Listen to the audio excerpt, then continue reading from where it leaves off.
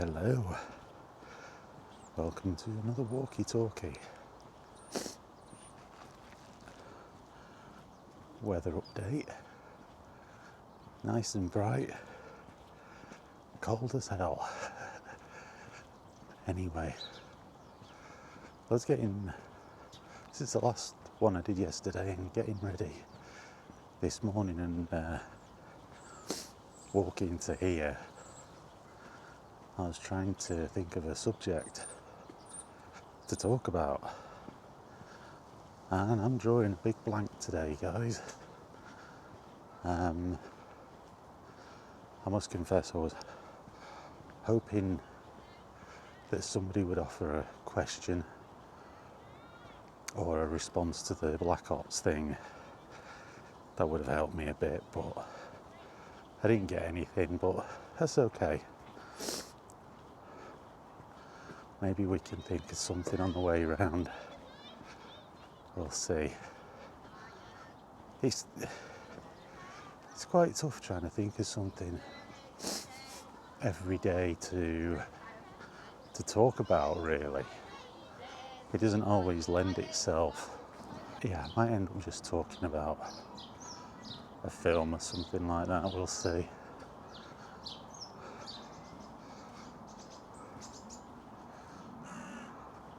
Oh, yeah.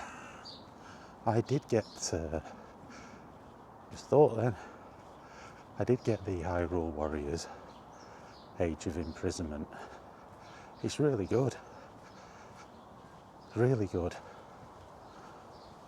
And on the Switch, or I guess it's there and on the Switch too, you do get these points for doing things in games, and you can redeem them for things. And I've just got myself some Mario wall art from Nintendo. That's on its way.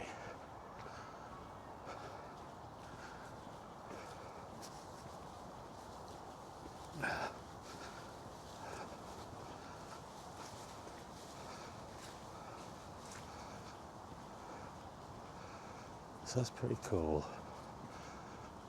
It's raining pretty badly yesterday, so this is deteriorated again. Really wish they'd clear this. They really should. Jesus Christ, hang up. I couldn't have done that a few years ago. I'd have never made it that way.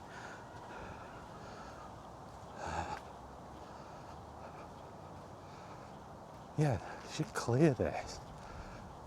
What it is because of all the leaves that have been trapped on here, the water isn't drying as quickly as it would do if it was on the on this stuff,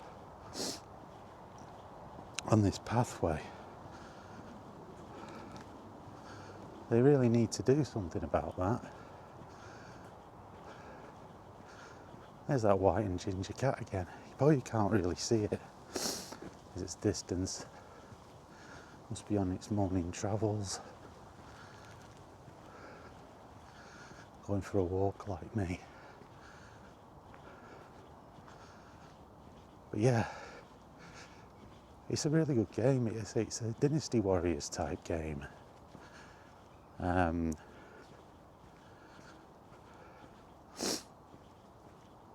And you can play as different characters, but yeah, I've been enjoying it. Yeah, indeed. It's a bit cold, isn't it, dude? Yeah, I know what you mean.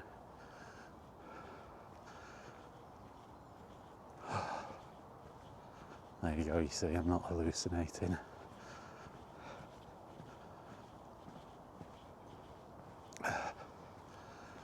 So, yeah, there's that. I've been playing that. I say it's good fun. I'm enjoying it. And Yeah. What else? I just playing the usual odds and sods. Bit of Quake 2. I always enjoy going back and playing some of the older games. Yeah, they help pass the time a bit. But yeah, in the game playing front, that's it. So, as always, the old cat there's on patrol. I will see you in the park. Right. Okay. So that about covers what I've been playing, I think, in the past few days. So it's good. I've done that.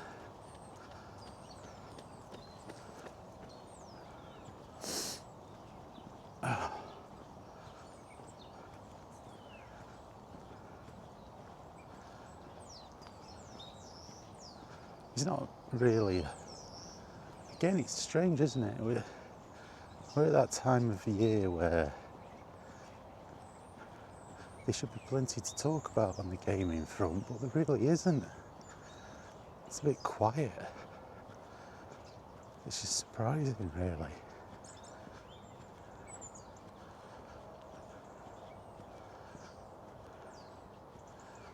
I think, like, there's so fewer releases now. I do think that what is out there gets sort of discussed to death, to the point where you think to yourself, well, what can I add? Apart from just regurgitating what somebody else has already said. Most of the time, my views do tend to align with those who are perhaps a little bit more critical. And I do think there's an inevitability with that with age. Because, you know, when you've grown up with things a certain way, that's what you perceive things to be it the world in general, movies, video games, music. You think, well, that's what it should be. It's like it's what's imprinted on you. And as you get older, things change. It can be a challenge to accept that change, because that's not what's been imprinted on you. That's not the thing that you would go, yeah, that's right. That's how it should be. You become of a mindset of saying, well, no, that isn't how it should be. They're changing it and it's worse now. And I think traditionally, observers will say that, you know, oh, things change for the better, but no, they don't, not always. Along the path of getting to where you need to get to, there are always going to be missteps along the road. And that's always going to happen. I think we're in a misstep at the moment.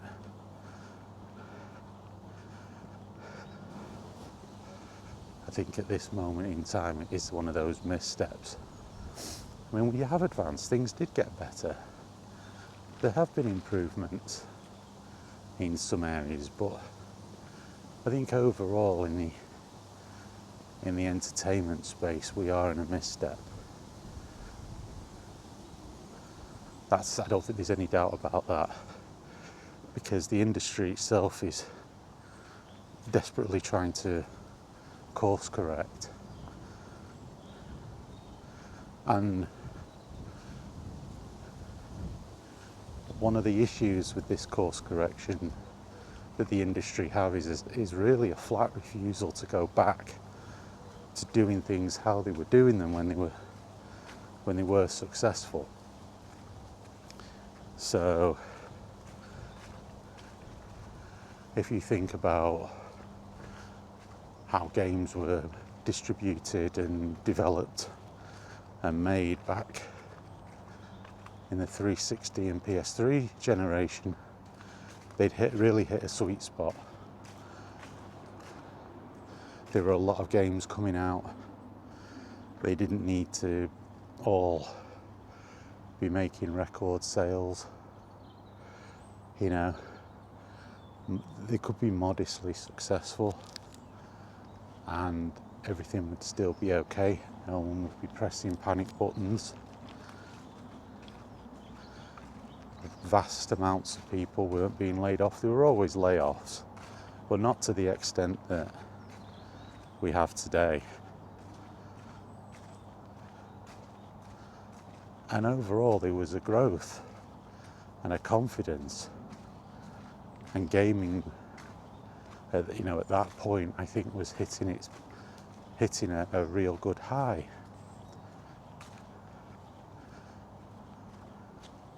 And the instinct to evolve that, to try and improve, always to try and improve, you can often make missteps, and that's kind of where we're at now.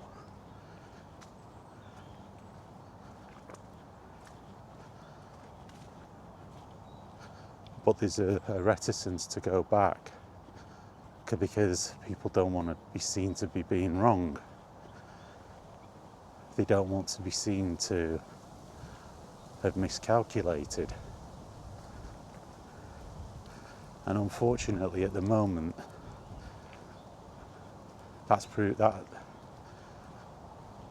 that ego is proving to be costly.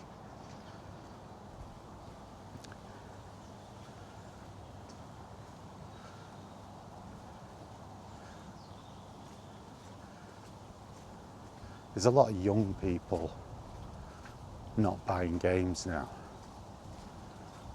They're sticking with games that have been out now for a long time, like Fortnite. That's been out for a while, and people are still playing that in its droves. It's still successful. I've never played it, not my cup of tea, but it has a huge crowd. That other thing, Roblox, as well, is hugely successful, and that's been out for quite a while now. And I do think there's something to that, to be honest. I do. I think there's a real lesson there.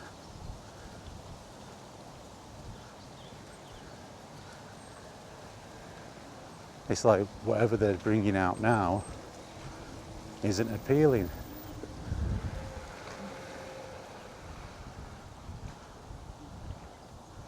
If you look at the other sort of online multiplayer games that came out, I mean, look at Concord. That went down within weeks. Was it days? Did it even get to weeks? It didn't feel like it. But it was he's gone. It was an abject failure, yet it cost Sony a huge amount of money to develop it.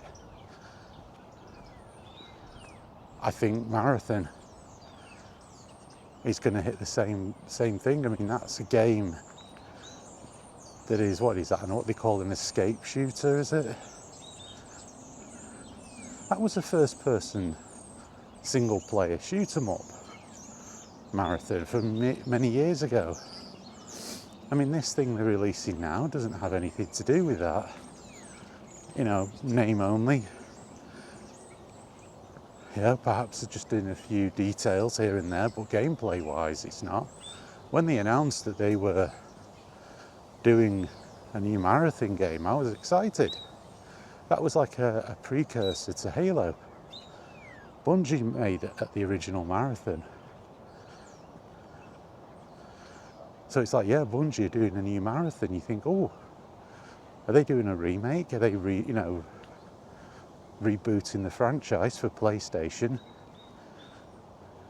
No, it's just some multiplayer only thing, and the most attention that's garnered has been the whole issue with the stolen assets that were used.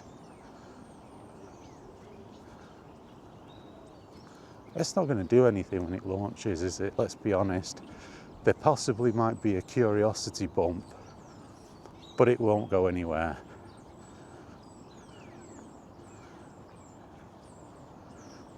And it's unfortunate, really. You know, what will Bungie end up doing? Another Destiny game? Or will they just end up becoming another statistic in another studio being closed down?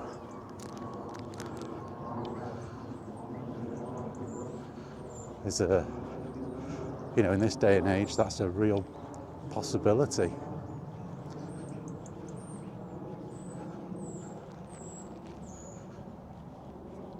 I think that when you make these kind of errors in judgment, and you see, this is what I've always been confused about. When World of Warcraft was at its peak, all these other companies wanted to copy it, and you got an absolute multitude of online MMOs, all pretenders to that crown, all wanting to be the one to take over. But here's the thing, especially in something that has a subscription model or requires a continuous investment in DLC, and more importantly, time. If people are playing that game, that's your market. People playing that game are the people that are playing MMOs or MMORPGs. That's your market right there. So your job when you come out with a new one is not going to be just attracting new players who don't play World of Warcraft. Your job is to take people from that established game and bring them over to yours. That's going to be your main and sole objective. No, not your sole objective. That's going to be one of your two objectives. If you can't do that, your game's pretty much dead in the water, especially if you use the same model of subscription base, which, let's face it, that's what people wanted. That constant investment from a game, one game. You're not having to go into a lengthy development cycle to keep making new games. You just keep releasing updates for the one game that's out there, which means you can have a smaller team and you can get a quicker turnaround. All the while, in between the DLC packs that come out, when it comes to World of Warcraft, there've been quite the number of them. Between that, you've got that constant revenue from subscribers. When you launch a new one, how are you going to draw people in that are already locked into a subscription model, say World of Warcraft? I mean, if you pay, let's just say you've paid an annual fee, or even a 6-month fee, are you going to just drop off and start to pay for an entire new MMO? It's a tough one, isn't it? I don't think a lot of people will. And in fact, a lot of people didn't. And you saw a lot of these MMOs either become free to play, whereby, you know, they drop the subscription model altogether and you might just, you know, pay a one-off fee for the game, and then all you would be paying then is any DLC that come out, which happened to quite a number. I mean, the Elder Scrolls Online, Elder Scrolls Online, when it come out, ended up ditching that subscription model. And that was simply because people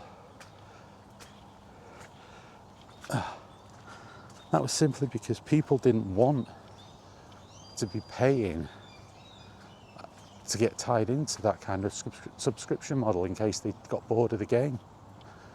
But there's already a game out there. It's called World of Warcraft. Even a game that has the Star Wars license, the Old Republic. You know, I went free to play. Sure, you can buy the DLC, but that model, even though it's still there for a subscription, is no longer a requirement.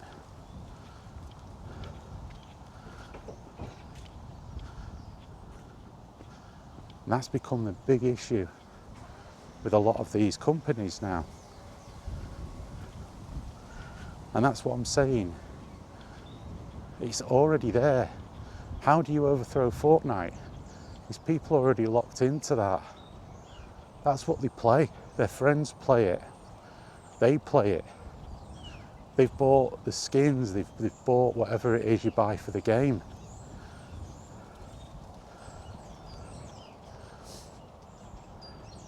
If you're just creating a game that's copying it, why would I go and play it?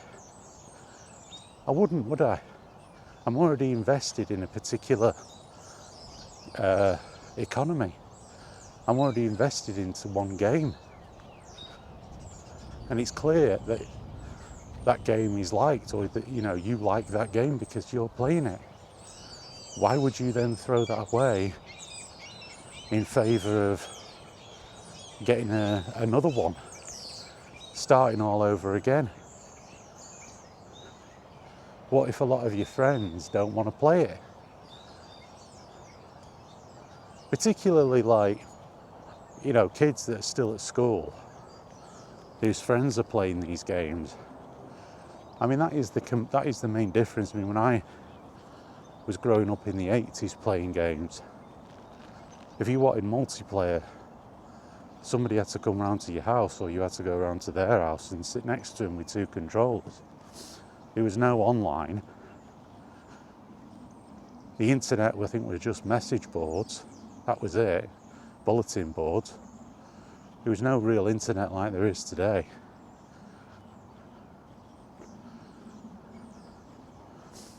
You know, it wasn't even 56k dial-up. I think it was, I don't know. Would it be 28k? I don't even know. I don't even know what it was.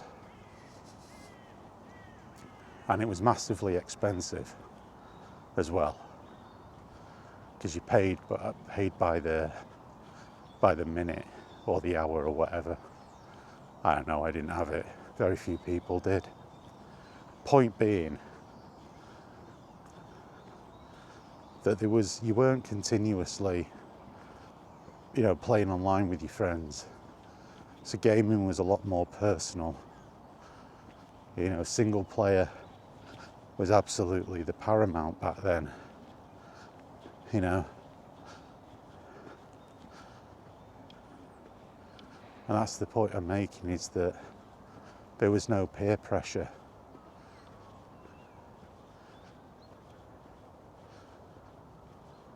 These days, there's a lot of peer pressure.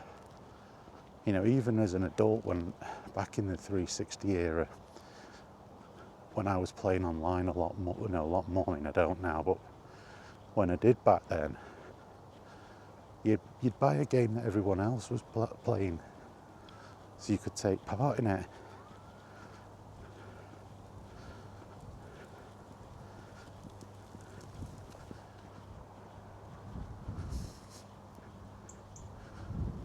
You know, you didn't want to miss out. It was fear of missing out.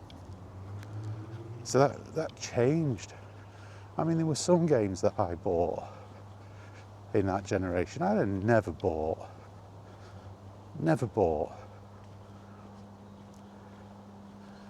But that was before, you know, MMOs were a thing. I'm just talking about quick experiences, instant experiences. The Call of Duty 2, for example, which was the one, there was that and there was the Left 4 Dead games. They were the ones I played the most online. There was no long-term benefit to playing them games. You didn't level up. There was no perks, there was no unlocking things, there was no prestige.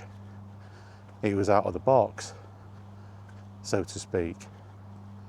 You know, there was nothing locked behind progression. And the only thing that was locked behind the paywall was the extra maps, which were quite cheap. You know, particularly by today's standards, they'd be about, you know, I'm pretty sure there was a Call of Duty maps that were about £5, up to £10. I think then it went to 20. As usual, things just go up. Now DLC costs more than the actual game itself, which is hilarious. How do we get to that state?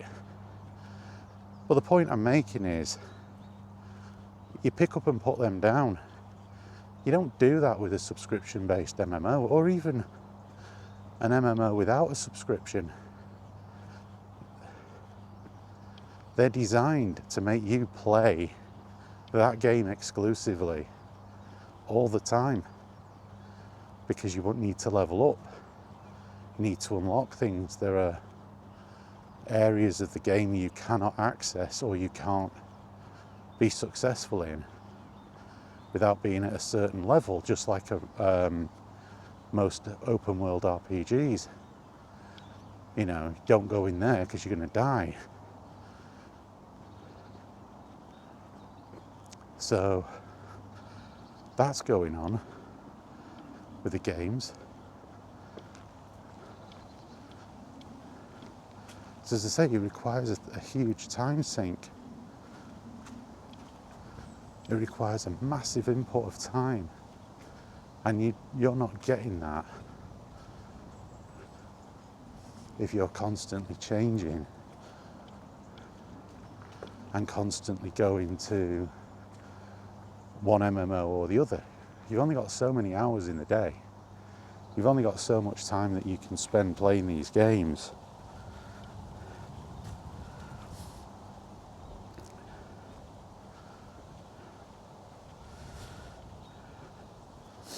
So how do you do that? How do you do it? How do you, play more than one? Well, you can't.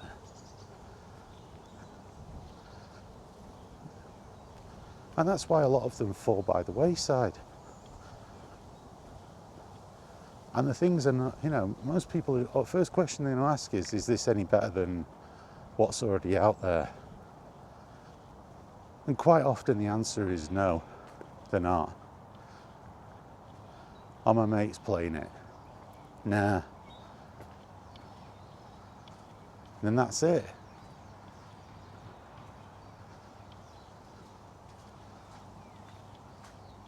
And so for these companies to have been ploughing millions into trying to get to that level, trying to be the next Fortnite, when Fortnite is still out there and still flourishing, it's absolute insanity. It's insanity to me.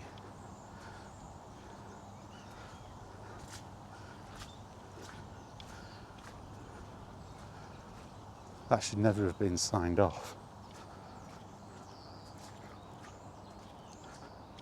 Never.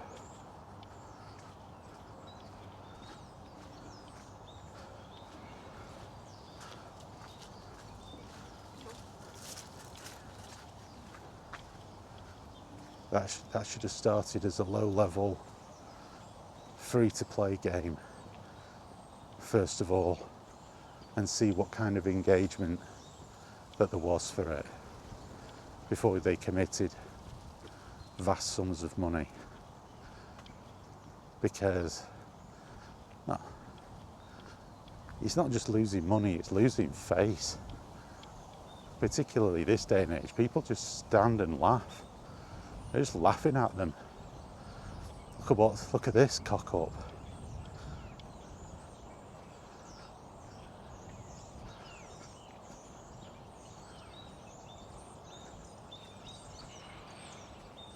The great thing about, I think, the single player experience is it's finite. When you've finished it, you want something else. You want to play something else. And even if the single player game is like a big, huge open world, you finish the main quest and then you can choose to either continue to play around in that world or go and get into another game. But there's an end point.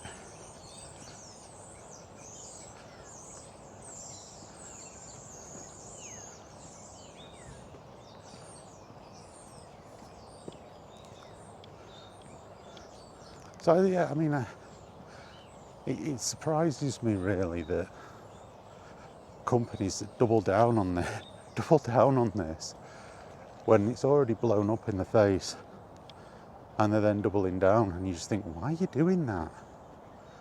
Like, literally, why? You don't need to. You've got so many other things that you could do. You've got these talented people working for you. Why not put them to better use? Look at what happened to Rare with Microsoft. I mean, good God, Rare's catalogue was amazing. Going all the way back to when they were Ultimate. You know, and then they became Rare. The stuff they made, it was brilliant. Now look at them. I mean, they're just a shell of what they were.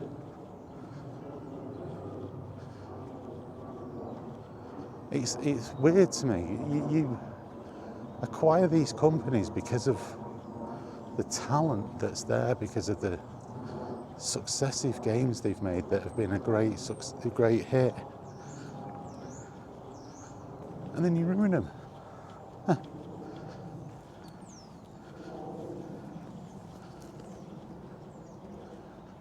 You take the talent and you deploy them, making them make games that literally nobody cares about.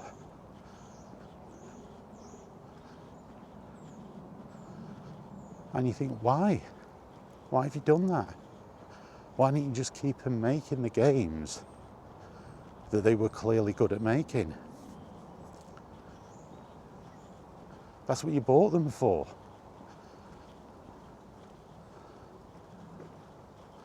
Rare made one of the best first-person shooters on console with GoldenEye. You know. And the last thing I think is didn't the project they were working on most recently get cancelled and a load of them have gone now? That's not great, is it?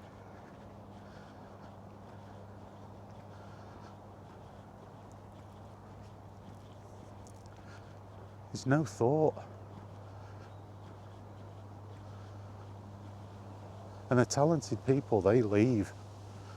How often do you see that a company gets taken over and the brains behind the operation end up leaving? They either go to another company or they go and form their own, or in some cases, sadly, they take a golden handshake and retire. And that's lost. It's lost to the industry and you never get it back.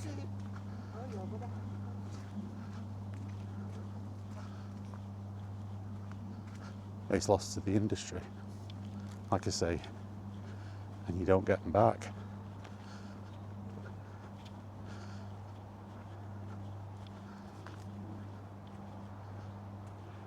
It's not great. It puzzles me. There's no sense to it.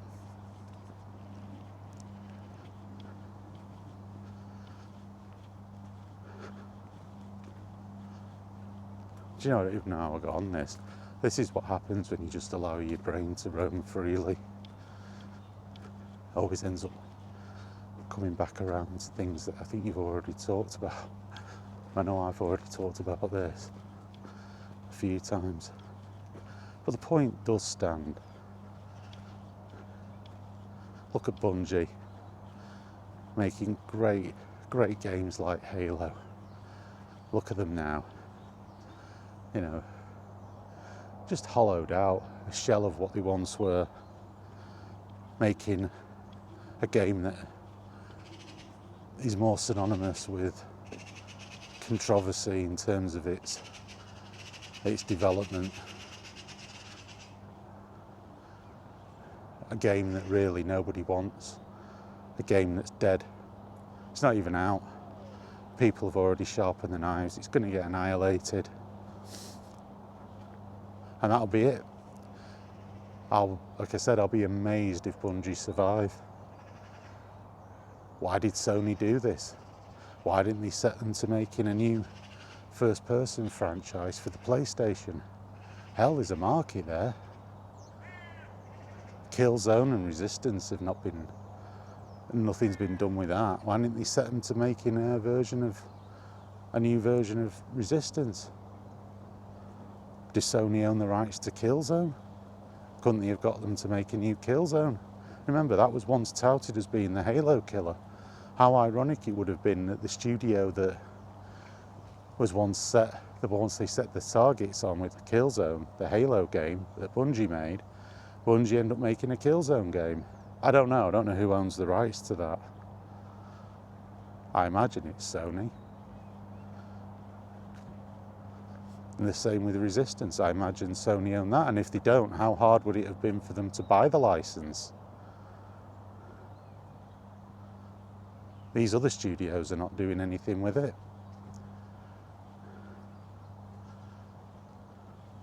That would have been awesome. But no. It's like maintain Destiny and then make a multiplayer escape shooter nobody wants. You know, get done for stolen assets and then, you know, keep ploughing on making this game that's going to be absolutely annihilated when it comes out. The chances that this game will be successful are so remote. Maybe I'll be wrong, but come on. We can all see where it's going. And that'll be it. What was the point? All of the money spent acquiring the studio, all of the fanfare, we've got Bungie from Microsoft, all of that, and it'll just fade away, fizzle away. It's like a sparkler. It was burning so brightly at the beginning, it just fizzles to nothing and then it's just tossed away.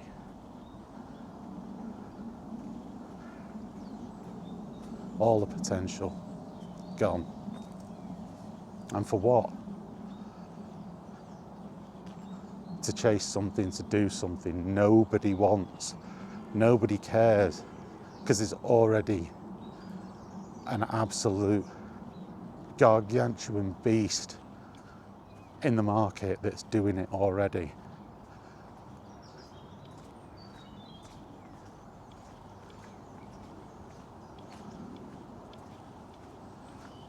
All these MMOs, some of them they survive by the skin of the teeth. I mean, the Star Wars one survives because it's Star Wars. Let's be honest. We never got a new Knights of the Old Republic game. Instead, we just got more of this. You know, we just got the Old Republic, an MMO. That's all we got. What a game the Knights of the Old Republic game was. What a brilliant game. 2 of them. Amazing. And now look. Shite. Fade away.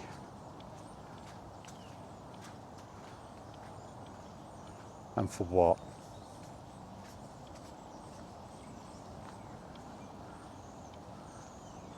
And for what?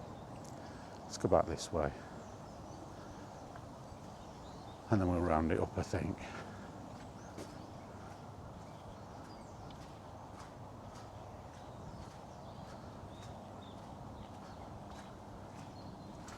I'll throw this out to you guys again. What are your thoughts on it? I just think it's wasted potential. You know, to acquire a studio for its talent, if not its catalogue, certainly its talent.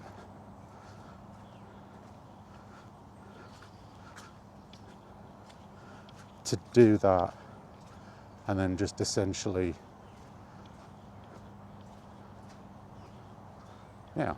just do nothing with them, put them on projects that fail because nobody wants them, and watch them fade away.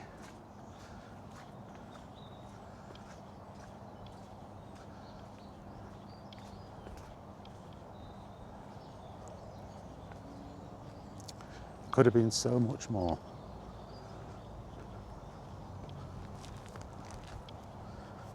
Could have been so much more.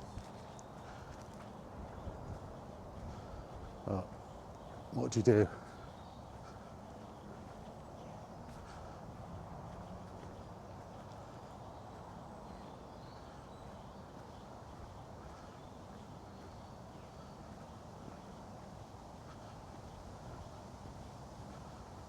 Anyway.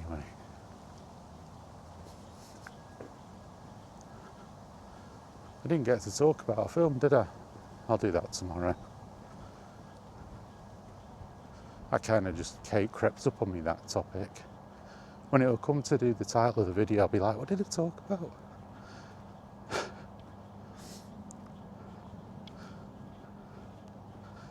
What was I saying? But no, I'd be fascinated, you know, to get any kind of views any of you may have. It's always helpful for video topics going forward. But yeah, I'd love to see like what the overall consensus is when it comes to it. I say I've pretty much made my thoughts clear. I just think it's sad. I think it's a waste. And the potential to have had some really great games that these studios that was acquired, that what they could have delivered, that potential is gone.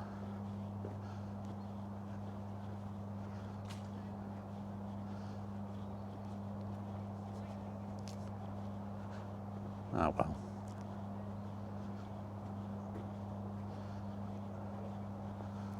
So I think we'll call it.